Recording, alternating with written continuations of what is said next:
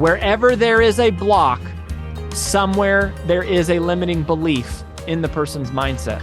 Other people's opinions of you are none of your business. It doesn't matter what people think, say, or do about you. Remember, we create our worlds from the inside out, not the outside in.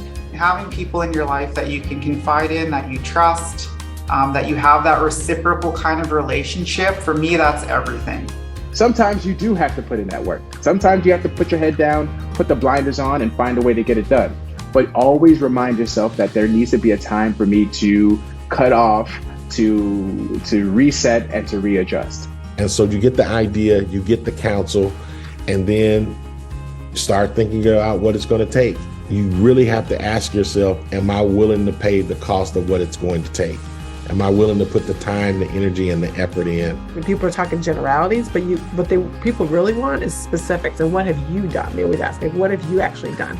Be clear on what can you do for the organization? What can you bring to them? You don't necessarily have to have all the answers, right? It is hard for every individual on this call to solve some of these big problems on their own.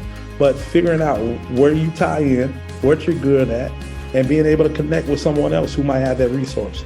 I think it's always good to reflect back too, because sometimes we're so focused on the future that we don't reflect back and think about all the different things you've done.